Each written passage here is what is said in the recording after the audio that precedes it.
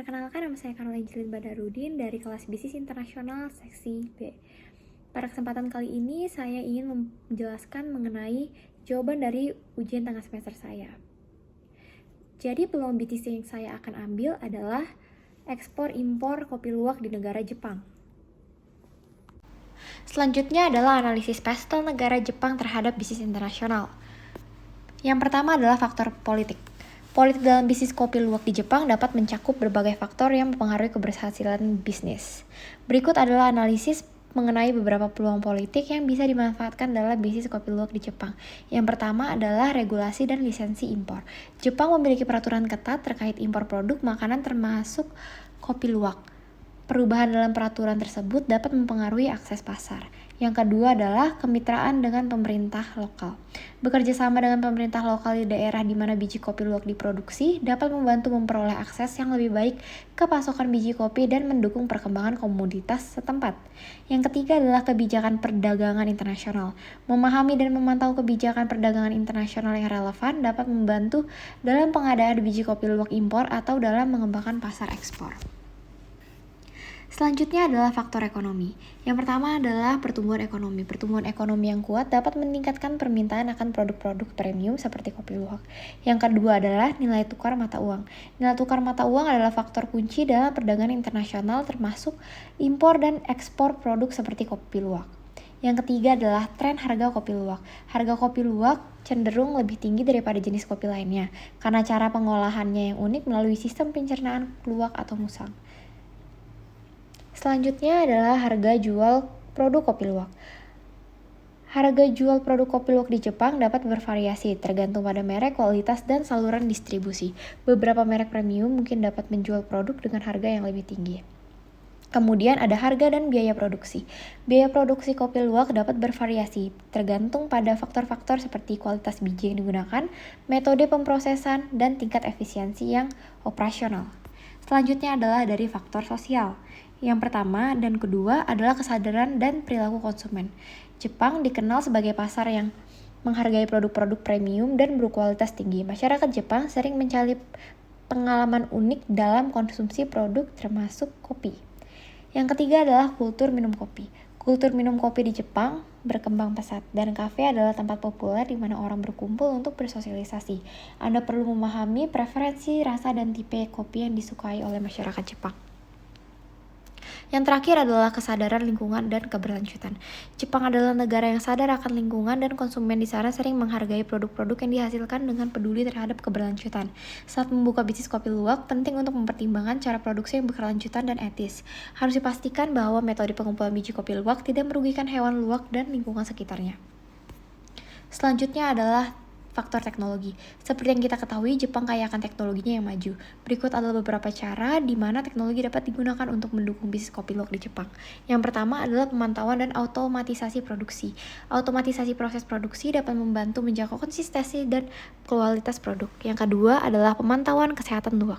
Teknologi pemantauan kesehatan dapat membantu memastikan kesejahteraan hewan-hewan tersebut.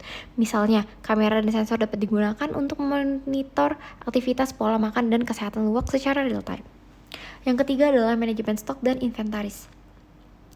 Teknologi ini dapat digunakan sebagai perangkat lunak manajemen inventaris untuk melacak stok biji kopi luwak. Yang keempat adalah pemantauan kualitas produk. Teknologi canggih dapat digunakan untuk menguji dan memverifikasi kualitas biji kopi luwak. Selanjutnya adalah dari faktor lingkungan. Yang pertama adalah perlindungan hewan. Di Jepang, seperti di banyak negara lain, kesadaran akan kesejahteraan hewan dan perlindungan hewan semakin penting. Konsumen bisa lebih peduli dengan aspek etika dalam bisnis kopi luwak, termasuk bagaimana luwak diperlakukan dalam proses pengambilan biji kopi. Yang kedua adalah perubahan iklim. Perubahan iklim seperti perubahan pola hujan dan suhu yang tidak stabil dapat mempengaruhi ketersediaan dan kualitas biji kopi luwak. Iklim yang tidak terduga dapat mengganggu siklus pertumbuhan tanaman kopi dan bahkan mengancam produktivitasnya. Yang terakhir adalah faktor hukum. Faktor hukum merupakan hal yang penting dalam membuka bisnis kopi luwak di Jepang. Berikut adalah analisis beberapa aspek hukum yang perlu dipertimbangkan. Yang pertama adalah regulasi bisnis. Kita perlu memahami proses dan persyaratan hukum untuk mendirikan bisnis di Jepang, termasuk pembuatan izin usaha dan pendaftaran perusahaan. Yang kedua adalah peraturan impor dan ekspor. Untuk mengimpor biji kopi luwak ke Jepang, kita harus memahami dan mematuhi peraturan impor yang berlaku, termasuk persyaratan izin dan inspeksi. Yang ketiga adalah pajak dan tarif. Jepang memiliki sistem pajak yang kompleks. Kita perlu memahami dan mematuhi pajak yang berlaku untuk bisnis, termasuk pajak penjualan, pajak penghasilan, dan pajak lainnya. Yang keempat adalah hukum tenaga kerja. Perlu memahami regulasi terkait kontrak kerja. Alasan mengapa saya memilih bisnis kopi luwak di Jepang adalah karena bisnis kopi luwak menjanjikan di Jepang. Negara ini memiliki pasar kopi yang besar dan berkembang dengan masyarakat yang sangat menghargai kualitas dan rasa kopi. Potensi pelanggan di antara penggemar kopi yang mencari pengalaman unik dan berkelas tinggi dapat memberikan peluang yang signifikan. Selain itu, jika bisnis kopi luwak dapat mengikuti regulasi ketat dan menjunjung tinggi aspek keberlanjutan dan kesejahteraan hewan, ini dapat menambah daya tarik tambahan untuk memenuhi tuntutan konsumen yang semakin peduli terhadap etika dan keberlanjutan. Selanjutnya adalah peluang dan ancaman bisnis kopi luwak di Jepang. Yang pertama adalah peluang. Jepang memiliki pasar kopi yang besar dan berkembang. Masyarakat Jepang sangat menghargai kualitas dan rasa dalam kopi. Selanjutnya adalah wisatawan. Jepang adalah tujuan wisata yang populer. Bisnis kopi luwak dapat menargetkan pasar wisatawan yang ingin membawa pulang produk mewah atau souvenir unik. Peningkatan kesadaran konsumen. Jika bisnis kopi luwak dapat membuktikan bahwa produksinya dilakukan secara berkelanjutan dan menjunjung tinggi kesejahteraan hewan, ini bisa menjadi daya tarik tambahan. Yang keempat adalah potensi harga tinggi. Orang Jepang lebih memilih untuk membayar harga mahal untuk mendapatkan kualitas yang tinggi daripada membeli barang berharga murah tetapi berkualitas jelek.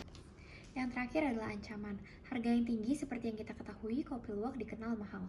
Harga yang tinggi dapat menjadi hambatan bagi konsumen. Yang kedua adalah kontroversi etika. Produksi kopi luwak melibatkan pengambilan biji kopi dari kotoran musang luwak. Isu kesejahteraan hewan telah menciptakan kontroversi di berbagai tempat. Yang ketiga adalah kompetisi yang sengit. Industri kopi di Jepang sangat kompetitif.